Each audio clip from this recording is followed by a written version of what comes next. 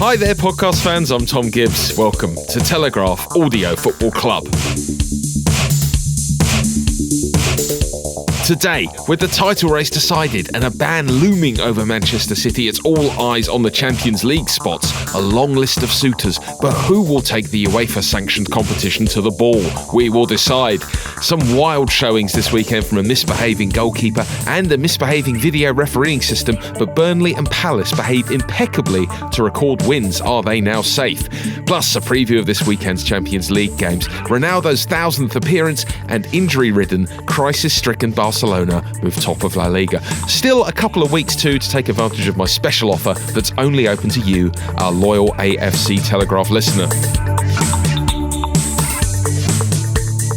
Let's take you now into the audio recording facility where I'm joined by a bespoke lineup of just two pals this week. The first is JJ Bull. How are you, JJ? I'm good. I've done 4 live blogs over the weekend. Oh, they're really mentally draining. Does that take out of you two live blogs per? Oh yeah, weekend? I really love doing them. It's even? really fun when you get to do them, and I've always wanted to do it like forever. And then when you do one after the other, your brain doesn't have any room for much else. So I've done 4 this weekend. Well, at least you're in the football frame of mind. Have you ever done a live blog, Mina Rizuki? No, I'm sorry. I'm still reading about the news about Transport for London. Not happy about the change to the speed limit? No, what is that? I just cannot believe this. You're in a tiny number of people I know who drives a car regularly in central London. Yeah, I don't know. For me, it just is easier. Although today when I was parking, the guy standing outside having a cigarette clapped for me because he said it was so impressive. Well, it's such a good park. I know, because it was really tight and I didn't hit a bumper. So, do you rate your parking highly? I rate my driving highly. I passed first time round. Yeah, I can't drive a car. Flying points. I can't do it. Really? Yeah. I tried to do it. I tried to learn, but I failed the test twice. And then just stopped, just gave up. My sister failed 15 times. Right, I'm starting again though this year. I've got a theory test next Friday. So that's a good thread, isn't it, for the audio football club fans? No, I've got an app, Mina, but if I don't pass the theory test, I'm going to be disappointed. But if you don't pass it, I'm not sure that you should really be able to present this show. Wow, pressure's on. Pressure's on. A good cliffhanger though. We'll find out how I did in my theory test in 3 weeks' time. Let's start the football chat with a section about the race for the Champions League places. I think we can all agree the title race is over. So this is what we've got to get invested in for the rest of the Premier League season. Who's going to get the Champions League places? Where that's going to go down to in the table pending Manchester City's appeal. Let's start with Arsenal, who were involved in a very entertaining game at the naming rights stadium, North London, on Sunday. Did you think, JJ, they deserved their win in the end against Everton? Not really, but also yes. Good answer. I like that you covered all your bases. Yeah. How do I describe this one? I thought Everton were the better team from the start, and then Arsenal made that forced change. Kolasinac went off with an injury. He looked really dazed when he came off, and then Saka came on, and he's been great. God, what a player! And just a small, because it's a more aggressive position he takes up on the left. It's a left back, so he's pushing up higher, and that just changed the game. It made Alex Iwobi had to come back to follow him. He didn't really want to do it, so it kept making all those little gaps between the players so they could attack down the left, especially. And most of their attacks went in the left, Arsenal. In fact, both teams did. And then they got into it, and then as soon as they took the lead in the second half, that little silly goal they let in, Everton, Arsenal then... Silly goal? That the one that was made by that beautiful David Luiz pass? I know, but at the start of the second half, you can't be... Oh, sorry, the third goal. The third goal, yeah. The second goal was great. The second goal was David Luiz. What a pass. Oh, yeah, but you can do that. He's a playmaker in defence. Yeah. Yeah, but then he does other stuff. Right? Yeah, talk to me about the Arsenal defending on Sunday, Mina. Bad start, wasn't it? It's funny, because I've never been one of those people that really buys into the whole, change in personnel. People always tell you, as in, oh, they're just not good enough, they're not of the standard, whether it was United or, but I'm always like, oh, I don't know, if you have a good system, I feel like, any old rubbish defender can do a good job. But maybe with Arsenal it would help if they had a few, changes at the back. I wanted to ask you, do you think that basically Saka showed you that Arteta made a mistake starting Kolasinac? You put Kolasinac in because you're more defensively solid in theory, but actually by being more attacking, they were better defensively. The goals were set pieces, right? So the first goal was a free kick that in the first minute, And the reason they managed to get into that is because Kolasinac got into a battle with Mina, I don't know why, and was basically dragged about 10 yards behind the rest of his defence, so they were all played on side so they could go into it. And then David Luiz just bounces off his shoulder, can't see where the ball is, and suddenly he's got a bicycle kick in his face. But they are a little bit reactive in the way that they defend. Obviously, there was like acres of space for Iwobi, which you kind of hope that he would do a little bit more from that. Obviously, the second goal, shocking defending from a set piece. Ceballos lost Holgate, he was too strong. Leno at fault a bit. Leno at fault, but he's just such a good goalkeeper that I'm always like, you're allowed a mistake or two if you pull off what he has pulled off. But what I do like about the problem with Arsenal is that their attacking play is so good to watch. Especially, I thought it was really good to watch yesterday, and shoring it up defensively will affect that. But they have to be better on set pieces. That's just nothing short of a joke. I do like how they press from the front, and especially towards the latter stages. I thought that was really good. I thought they were pretty bad in the second half because they were just treating it as though they had the lead, so that was enough. When they really need to go harder. Gary Neville, I think, was dead right in co-com saying how like a great team would finish Everton off, because Everton are another team. I always say that I've never seen a great team ever finish off stuff like Real Madrid or Juventus. They always do the bare minimum. I don't think Arsenal either dropped to defend it to manage it out. They would get into the final third and then pass backwards, and it's just a weird way of playing it. They wanted Everton to open up so they could counter them. That was what they really wanted, and when they had the lead they could do it. But I always felt like Everton could get back in the game in that second half, and they were sort of unfortunate not to. Yeah, but you didn't think that at the end, sort of at the very end, when Leno had come out and basically realised that Bellerin couldn't get to it. Oh yeah, that was a good read, yeah. But also, it was a great read. But also, it was just, you felt like they were at least trying to press from the front. They weren't always creating great chances, but but you can press from as front, a team they looked a lot more motivated. Yeah, that's the thing. They were winning the ball and then not doing much with the ball. Ozil was guilty of it, especially. I thought he played quite well, but you take the ball into the final third and look up and then just go backwards. Two passes were going sideways. I think they need to turn that. Like Man City, I'm basing this on Arteta having been under Pep, would control games by passing around and just dominating the pitch. But Arsenal were just winning the ball and not doing much with it. And not doing anything with it. It wasn't like they were in total control of it, and that's the problem. Let's talk about Manchester City now, given you mentioned them, JJ. They beat Leicester 1-0 in the Saturday evening game. This looked a huge game a few months ago, Mina. Is it fair to say the air has gone out of the season a little bit for both of these teams? I actually think Manchester City I don't think the air's gone out from them, and I thought their performances have been rather good recently, to be honest. I do think for Leicester, Vardy not scoring is a huge problem, and I think that just changes everything for them. And you can sort of tell, second or third doesn't make a huge difference, but when you're not getting the goals that you are and you're creating tons of chances like they are, and it's not really translating to anything, you could sort of understand why this is working out that way. But for Manchester City, I don't know. I mean, for me, for a while, I was like, oh, this is really poor. But now I think that they're going to give Real Madrid a good contest. I think the level of their play is interesting to watch. I wish they knew how to score more penalties. But I think this is something that, it's weird because it's a Manchester thing, right? United had that too. I mean, they also struggle with penalties. So is it something that's just going on with these two clubs? Yeah, strange phenomenon in Manchester. 9 without a goal now for Jamie Vardy. I'd like to ask you, JJ, do you think Manchester City deserve a second UEFA punishment because of how awful their third kit is? I like the third kit. I don't know why you don't. No, it looks like it tastes tangy. That's Sunny true. D. Yeah. Okay, so do you remember Barcelona's kid? Yes. From a while ago, because Yes. it was also Sunny D. And City's is yellow and it fades into orange. Yeah.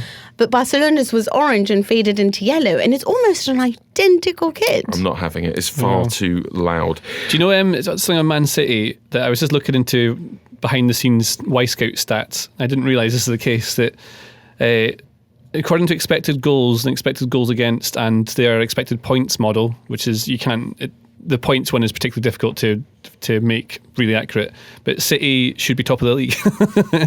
So expected goals, City are basically performing exactly as they should be. They've got 67.7 on XG and they've scored 68 goals. Liverpool XG is 53.5 and they've scored 61, so it's an overperformance. Your expected goals against Liverpool they've conceded 15, should have conceded about 24. When this doesn't happen, when XG isn't sort of playing out the way it's supposed to be, who gets the credit for that?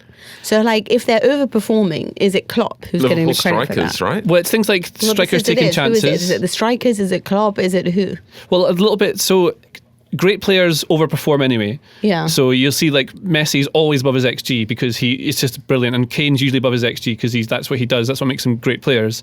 And Liverpool have a lot of those players on the team at once performing well. But also you'll have things like the reputation alone of Liverpool. You know they're going to score and beat you, so that makes things happen. Little mistakes happen. So the goalkeeper will have a worse game, or a defender will make an error they wouldn't normally make because the fear comes with it. So Manchester City's great players are not overperforming? They're not overperforming, which is they're sort of levelling out. But if Liverpool weren't overperforming, City would be top. Quite. It's not a great moment for XG, is it, to say that like Manchester is having Manchester City top of the league and Liverpool so far clear. But this is the thing, it's not an exact science, but it's interesting. Of course, it is interesting, but I would say that might be ammunition for people who are a little bit sceptical about it as an analytical model. What about Manchester United? They beat Watford at Old Trafford on Sunday. What do you make of Bruno Fernandes, JJ? There was a lot of praise for his performance.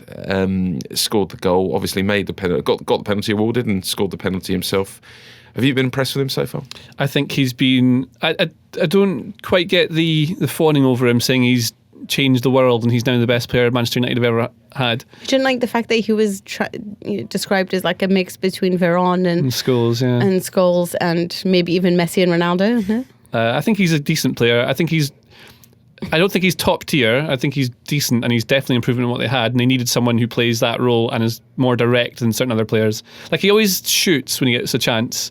Always does that. He had a couple of efforts, and it wasn't until he started running beyond or joining attacks in that game that United looked better. He did it more in the second half, and you saw they were mostly attacking down the left, and that's where a lot of the joy came from. He was finding, like, in the half space, but I think he's fine. He's got 2 assists already. I liked his penalty. I thought that was fantastic. I thought he dived for it.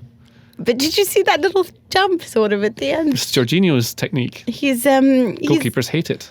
Yeah, I mean, it's annoying if I was a keeper, but to be honest, I think he's a very good player, and what I like about him a lot is that he really believes in himself, and you can tell by the way that he plays this game is that he doesn't think that he's below Manchester United or that he needs to work hard to prove himself. He's so happy with like just being there and being able to prove to you that he's totally capable, and he comes across as a little bit weird on the pitch, and I like that. How so?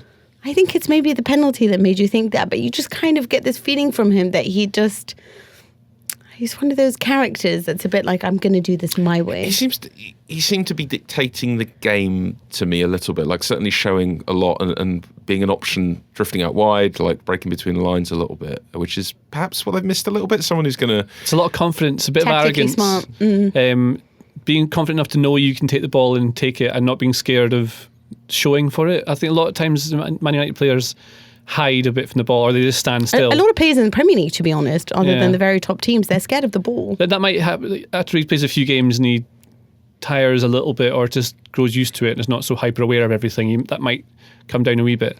But Yeah, solid enough start. What about Chelsea and Spurs, 2 other teams who are hoping for Champions League qualifications? A 2-1 victory for Chelsea at Stamford Bridge. I don't know about you, Mina. I felt like this perhaps didn't quite reflect Chelsea's dominance in this game.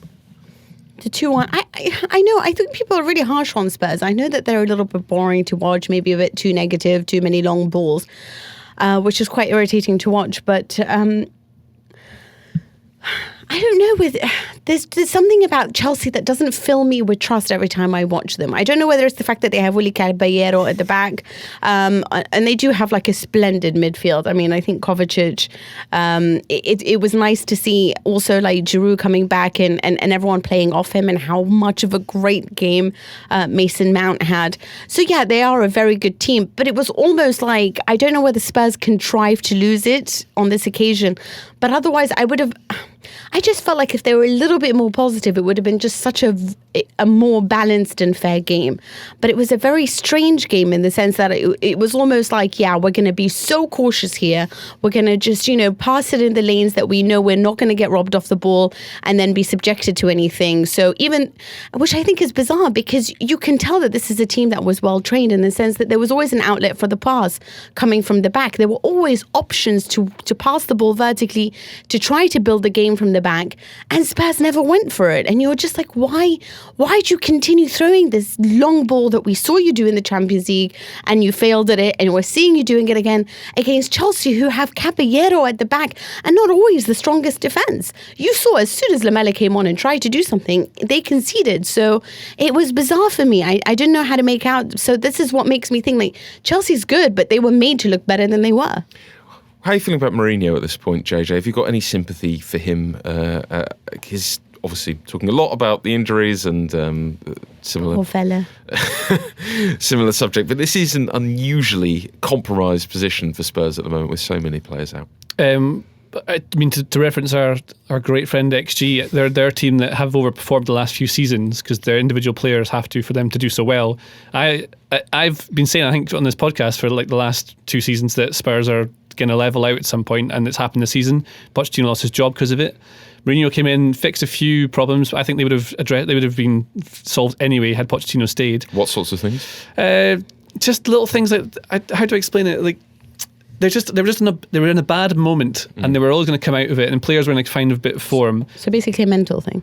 Maybe it just happens. I mean, every team in the Premier League is capable of beating each other, and that just happened to happen a few times closer together than Spurs have wanted. But you've got, like, he came in with a plan. He's fixed some of it, and he lost Harry Kane, so that changes the way he can attack and the way he defends, because Kane will do different things, different players. So then he builds that plan around, brings in Bergwijn, he loses his son, so now he's got to deal with that. So he's going up against things that make a big difference. I mean, if you lose your 2 top scorers, you're in a bit of trouble. And so he tried to match Chelsea's system because his moles told him that Chelsea were going to go to a more of a counter-attack kind of setup. They keep leaking goals. They've conceded far more than they should have done, which is, I think, down to individual error and keeper not being. They weren't really compact enough between midfield and defence, so they left lots of spaces for Chelsea to. Well, they only had 2 defending with 3. I don't know. That's always going to happen. I thought they were pretty decent, Chelsea, and they had so many bodies at the back, and they were at home, and they had to open up a wee bit more. But the way they line up with like a 3-4-3 is, I think it's a very counter-attack system, and you can still see that there's a lot of Conte in that team. They can't really get rid of it because the players are still there. Spurs aren't fantastic to watch, but they're getting. I mean, he's just trying to make them hard to beat so that they can get through this difficult time, and then I think Mourinho's all right. I feel like Mourinho is the kind of guy that you bring in when there's been a team that has been really special and well trained before him, sort of thing. And what you get with Mourinho is he gives you extra weapons. So whatever weaknesses that may be on show, for example, he goes to Real Madrid. They had Pellegrini before, really offensively minded side, and he gave them extra weapons, made them even better on the counter-attack so that it only took 11 seconds for them to counter-attack, made them even better defensively so that they didn't concede, and then that way they could win the big matches. Then goes to Inter, was again a very well-coached team, and then he just gives you extra potential and takes away the weaknesses. The problem with this side is that I think they've forgotten what their positives are, and I'm not entirely sure he knows how to bring that out in them. I think you can see it in the Spurs players. They don't run forwards enough. This is this thing. And I think rather than forgetting tactics and whatever, he needs certain characters, and he's not had a lot of them in his recent jobs. I wonder if that's just a generational thing, the players coming through. He doesn't have those kind of dirty, dogged players that he wants doing a lot of the People hard say work. That, but look at Saka, like as in Nketiah and Saka, for example. I mean, people always talk about leaders and stuff, but leaders are made, right? You go in and you just see these 2 guys, and I'm like, I trust them more than I trust a lot of these other players. More than I trust, honestly, Kolasinac, for example, And so I don't know whether it's just about Tanganga, for example. You can tell is a player and a half, and he's got a lot of confidence and he can be made into something. But it's almost like, I feel like Mourinho's lost his edge in that sense. Maybe. I think the problem with Mourinho is that he lost that it's like a boxer, like a heavyweight boxer getting knocked out once. Once it's gone, you're not invincible anymore. And so you've got to get people on side. And there's no way the players don't know the reputation of Mourinho as being a guy who parks the bus and whatever. But I mean, he's one of the greatest managers of all time and the most successful coaches of all time. He redefined the way training is coached across the FAs of every country around the world. And it might have lost his edge, but I mean, he's still a good coach. Yeah, he's still a good coach, but then it's different. Maybe that certain magical percentage of something that he had is slightly, it's not shiny anymore. It's slightly wounded. It's like if you drop an iPad, you've got a crack on it. You still watch the movie, but it's not quite the same as it used to be. If you take it to JJ Bull in the Apple store in 2008, he will fix it for you there. We are going to have to address something else that happened in this game. Joel Grove, please start the timer. The Giovanni Lo Celso non-red card VAR issue on a bad weekend on the whole for VAR. I want to know, have either of you changed your mind about VAR during this season? I still like VAR. I think it's been applied badly. I think the offside rule doesn't work with it. I like that it still allows for human error. I think the referee should look more at it, but I think it's decent. I think people hate change anyway, or are scared of it anyway. I think that, I agree. I like it too. I also think that people have this weird expectations of it. Like, I mean, it's still being controlled by humans, right? But Lo Celso, it's so upsetting when you see that Lo Celso thing. But I still don't know if it's a red card, and I've seen it loads of times. Me too. But I didn't want to admit that, so I'm so glad. Okay, right. Interesting. I mean, it seems so clear to me. It's the thing, what I like about it is that the referee can still make mistakes, but as long as it's their mistake, I don't mind it. Well, this was the point that they were discussing, for example, on like, it was a few pundits discussing, I think, on the BBC at the time, radio, and they were just saying, as in, do you need... And that's all, Mina, I'm afraid, but we'll never know. We'll have to go to that rival broadcaster to find out. All right, the teams we've discussed in the race for the Champions League: Manchester City, Leicester, Arsenal, Man United, Chelsea, Spurs. Who are getting the 3 spots below Liverpool? City, Leicester City, Manchester City, Leicester City. Big decision, Mina. Sheffield. Wow. From deep. Who have you got, JJ? I think Liverpool are going to win it. They have already. Yeah, obviously. Man City, Leicester. I think Man United might end up in the top 4. Okay. I can see Chelsea falling away. I don't think Tottenham are good enough, and Sheffield United will fall away. What about if Giroud starts playing all the time? I don't know. Yeah, just bring back the old guard. Bring back Victor Moses. Hello. Sorry to interrupt your podcast. I just wanted to take a quick moment to tell you about another programme from The Telegraph. I'm Ben Riley-Smith, the Daily Telegraph's US editor, and I've spent the last year exploring the scandal over links between Donald Trump and Russia for my new podcast, Crossfire. What I found was an extraordinary untold story that kept coming back to Britain. The big gorilla in the room was, would Trump want to meet Putin? Would Putin then meet Trump? And he said, and in any case, the Russians might use some material that they have on Clinton. This is dangerous. This is really dangerous. I've been tracking down those directly involved, from Washington to Cambridge to Belgravia, to try and find out what really happened and what it can tell us about this year's election. So we're looking at the backdrop of Russia. We're looking at what they might be trying to do to our election. Over 6 episodes, I will unpack it all, chunk by chunk, through the voices of those with direct knowledge. Most people didn't even want to talk to me. I'm a guy getting death threats. I'm a guy whose life has been totally turned upside down. I will tell you this, whoever it was, I hope they get punished for it. That's in Crossfire, available now wherever you downloaded this podcast. Let's rattle through the rest of the Premier League now. Quite a fun weekend, I thought. Pepe Reina, one of my players of the weekend, absolutely on one at Southampton, JJ. Do you think sometimes goalkeepers just get a bit bored and start doing odd things in games to keep themselves amused? Well, it's a cliche that it's like drummers are all meant to be a bit nuts, goalkeepers.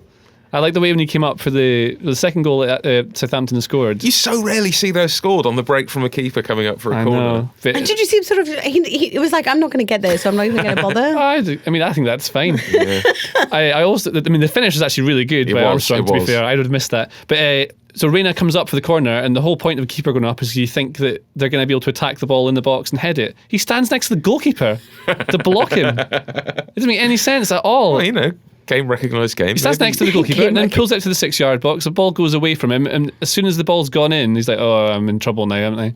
I mean, 11th consecutive. And the pass game. for the Armstrong as well. The switch. Beautiful. What a ball! So well weighted. Nearly as good as Louise's. I do feel like he's got such a character that he's like, I will not be held down in goal. Yeah, maybe that's it. Some very strange decisions. Wolves, we cruelly left them out of our Champions League contenders section. Are they going to make us eat our words, Mina, after a 3-0 victory over doomed Norwich City? It's interesting, actually, because Patrick Cutrone did this interview the other day in Italy, in which he was just saying that, like, it's so hard to get Nuno Espirito Santo to look at anyone other than the men that he's so faithful to. But these men just always do such a great job by him. And so when you look at their performances, I don't want to take too much from this because it's Norwich and you know how I feel about Norwich, but in general, they're pretty rubbish, aren't they? Yeah, it's not. On a defensive level, they're rubbish, you know, and yeah, but and a lot is being said about Jota and all the goals that he scored, but again, it's Norwich and Espanyol. You have to consider that both of them are rock bottom in their leagues, you know. So I'm not sure how you take that, but he is obviously a splendid player, and they have splendid players from Donker, obviously, to Jota, to Jimenez, to so many others, Traore. But yeah, definitely one of the contenders, but I'm not sure 100% that they're going to make it there. What about at Burnley, JJ? An utterly brutal turn of events for the Bournemouth fans who went up there. The VAR assisted equaliser ruled out, and then it was overruled by a penalty happening at the other end to make it 2-0 to Burnley. I can't really imagine a worse away experience for Bournemouth fans. It's a very long way from Bournemouth to Burnley. How could they have been any worse? His face was so hard to, like, you could just tell that he was going to cry. Well, I was going to cry with him, yeah. I felt so bad for them. They thought they'd gone 1-1 and then it was 2-0 and he was like, it's a shoulder. And, you know, you kind of like felt bad for him. It's funny how these games change. This is the thing, if that had been 1-1, then suddenly that's a totally different game and the way you play changes, and then Burnley do not win 3. Well, this is obvious because that's obviously can't happen. I still think Burnley would have won it though. Yeah, the thing Hal said afterwards about the impact of that psychologically to the players, of thinking you've gone ahead only to then have your lead doubled against you. You can understand why there's no real coming back but from Vidra that. is a nice player now. Vidra's nice sometimes. He's not. He's been kind of in and out for about 8 years, hasn't he? It's good to see him doing well. Yeah. Burnley looking safe, 8th now, after very recently being in sort of relegation battle. You could probably say the same for Palace now. I imagine crucial win for them against Newcastle. Burnley and Palace, I feel like that's it for them this season. We're not going to be discussing them much more on this podcast, either the top or the bottom. But we have to always discuss Lazaro because he's an interesting guy. Sure. Why not? Anything to say on Burnley or Palace, or should we move on to Europe? I'm happy that Palace won, to be honest. It's their first win in 2020, so... Yeah, great bunch. I'm not sure they're completely safe just yet. Okay, all right. 9 points from the relegation zone. Yeah, but it just takes a few... No, you should trust in Roy Hodgson. Hodgson doesn't get relegated. Let's move on to the Champions League, and we will split these games up, and I'll ask for your verdicts on these. The 4 we've got this week. First up, JJ, Real versus Man City. The game of the week. It's exciting. Yeah, it is exciting. The worst possible opponent City could have asked for, I would have thought. Why'd you say that? Well, Real Madrid know how to win the Champions League, and these sorts of teams tend to find their way past, even if they're not in good form. Real they're all right. They lost at the weekend to Levante, wasn't it? What a goal, by the way. Yeah, what a goal. What a finish to win it 1-0. But Real had all the game. They created loads of chances. It wasn't that they weren't creating either. The news about this one now is that Eden Hazard's fractured his ankle, I think. So he's out for about 2 months. It's not really worked for him. They probably could have saved that, however much money they spent on him, and let his contract run out at Chelsea. I mean, they just haven't had any star players, right? Because Gareth Bale is golfing, and Hazard is just going from fracture to fracture, and you're kind of just depending on Karim Benzema to do everything he can with like Vinicius Junior and Rodrigo and whatever. I mean, it's not like they don't have any star players. I mean, they've got a lovely team going forward. Not that many if Bale and Hazard are not available, right? Like you don't. I mean, obviously Vinicius Junior and Rodrigo and that Isco and stuff, they're very good players, but they're not Hazard and Gareth Bale, right? Well, that's it. And this is a really good chance for City to come away. You think they'll try and play it quite safe in the Bernabeu and not... They just want to you want to get back to Manchester with without having conceded. What about Napoli versus Barcelona? Two grand old European clubs facing off in southern Italy. Oh, that's sweet that you call Napoli a grand. Come on. Come on. Have you not been to Naples? It's not... That Gattuso quote about putting Messi in jail is quite funny. I love Gattuso, isn't he so sweet? And when they asked him over the weekend about it, he's like, oh, just leave me in peace. I don't want to think about Barcelona now. I'm so angry about the game. Obviously, Napoli are not the Napoli that we saw against Liverpool. They also don't have Ancelotti, who is sort of a maestro when it comes to European matches. They're finding their way. The one thing I can tell you is that Napoli seem to be a better prospect when they don't need to play like Sarri's Napoli, when they can be a little bit more defensive and sort of indulge in the dirtier side of the game, if that makes any sense. When it comes to Barcelona on the road, they're not as effective as they are at home. They are, of course, without Suarez, Dembele, Sergio Roberto, and now Jordi Alba as well.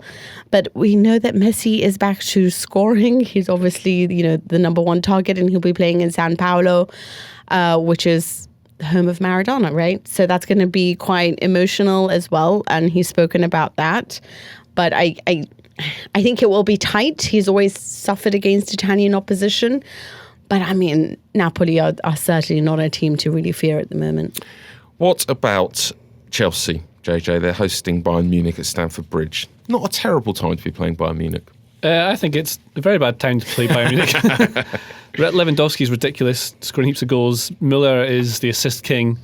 Müller's having the season of his life. Yeah, I think Bayern are just much better than Chelsea. They're just a much better team. And I think because they're so good at counter-attack football, and there's little remnants of the Pep era where how they keep the ball and pass it quickly in final third stuff. I mean, they've got different players. They don't have Ribery and Robben. It's a different kind of team. It's Gnabry and Müller usually they have in the wide areas. I think that Chelsea would really miss N'Golo Kante for this, to break up counters in the middle of the pitch. And they don't really have midfielders that are good at stopping these kind of counter-attack teams, which is they're going to have to play it really, really carefully and not open up, but they're better when they attack, which requires them to open up. So I think the team they're playing, the two styles are going to clash and suit Bayern, and the players at Bayern are just better as well. Why wouldn't you just go all out attack and just try to outscore them? Counter-attacks. It's as soon as it's too risky. I mean, if you could do it, it's the thing. There's all I these. feel like Rudiger could do a job in the sense that I'm not sure Bayern can. But you want to stop him at source, because as soon as you have an overload, the whole point of these things is create overloads, right? And then counter-attacks are the best way to do it, because you can get 4v3 as quickly as you can. And the problem with it is that Lampard could go for a few different systems. He could go super defensive. If it works, he's a genius. If it doesn't, he looks like an idiot. If he goes super attacking, it might work. You're like, what a masterclass that was. But if they get pulled apart with the counter-attack, it looks like an idiot. There's so many different ways you can play it. And the manager's difficult job is gambling on what the right one is and then hoping the players execute it properly. Well, you just hope Neuer has the kind of game that he had against Paderborn. That was, yeah. What, where they could come off the line? Yeah, exactly. He's like Pepe Reina. No one's going to keep me in goal. What about Lyon versus Juve, Mina? Easy win for your boys, right? Yeah, I think so. It should be an easy win. But they are a slow and predictable team that's kind of almost dependent on Ronaldo. But they are a side, obviously, with a lot of individual talent, from Dybala to Ronaldo to Higuain to Pjanic when he feels like it. I do like Lyon. I think they have a nice balanced team. Rudi Garcia obviously understands Italian football, understands the way that Maurizio Sarri and Juventus work separately. He has Hussein, I don't know how to say his name, Aouar?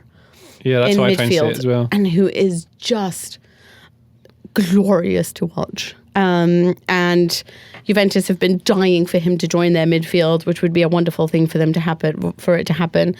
But they are a side that, they continue to lose some of their great talents, from Nabil Fekir to Tanguy Ndombele and Ferland Mendy, who've been fantastic. Well, Ndombele less than Mendy, let's say, who have had a change of coach and everything. But, Moussa Dembele up front could be exciting to watch, but you sort of bet on Ronaldo, right?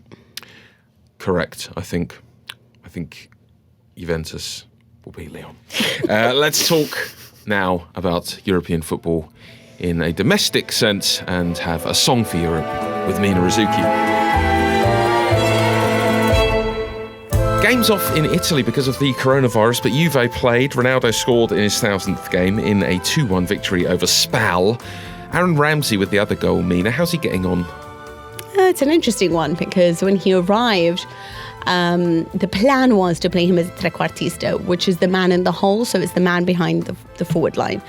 And he sort of pleaded with Sarri to put him back in midfield because he doesn't like that role, and he's more of a guy that likes to just be able to break into the box, have more space to do that. And especially at Arsenal was when he played as that sort of 10. As a sort of which is a trequartista. Yeah. He doesn't seem to like to do that for Juve, and he keeps asking Sarri not to play him in that role.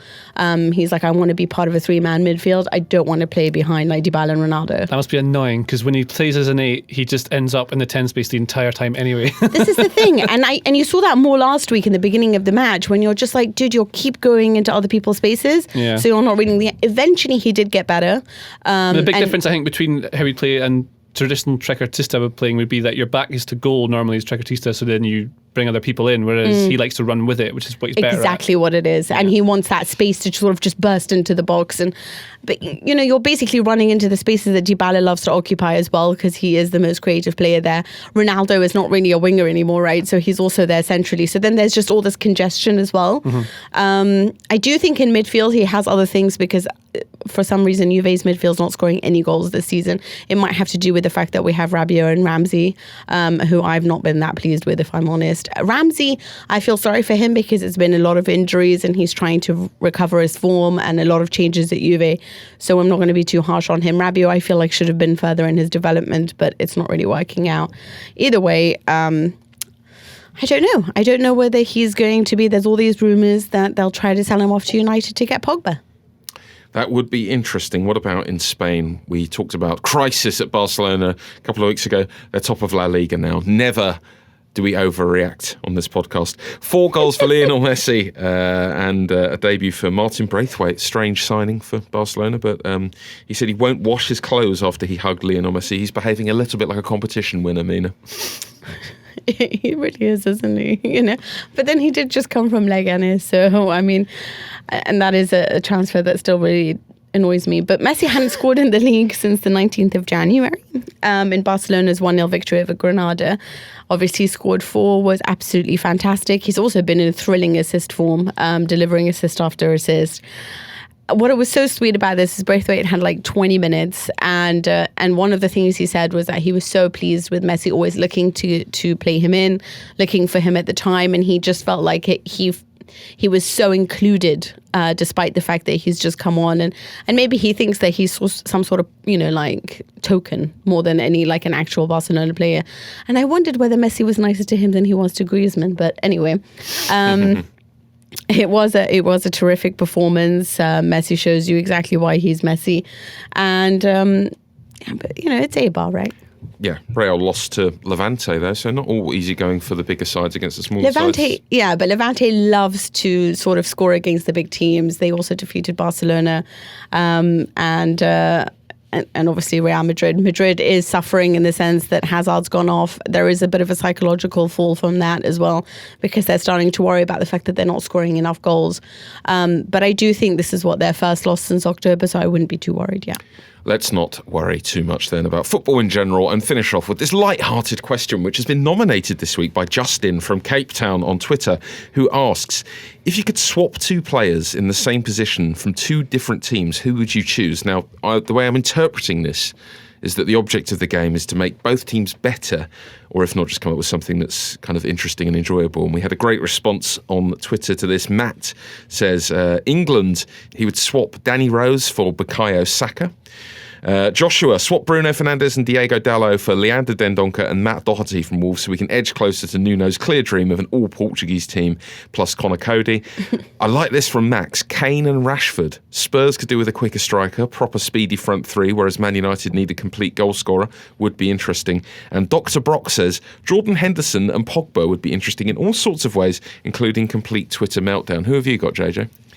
It's not really following the same sort of rules, but I would think it would just be amazing to watch Messi play for Aberdeen. Yes, but who's going in the other direction? Well, I'd pitch Niall McGinn would go the other way, yeah, of course. Northern Ireland International. But then can you imagine, it'd be really fun to watch him destroy the Scottish League. Can he do it on a cold Tuesday night at Stranraer, though? Well, you wouldn't have to play at Stranraer unless it's in the Cup, I suppose. Yes, and I think which it very well could be, because there's only about 8 teams in Scotland. Imagine that. I was going to say, I think of other great players at the best in the world that would go there, but Van Dijk already did it in Scotland, so I know it works. Yeah, okay, good. Who have you got, Mina? I was going to say it'd be nice if we moved Pepe Reina to Newcastle, and he could fill the box, right?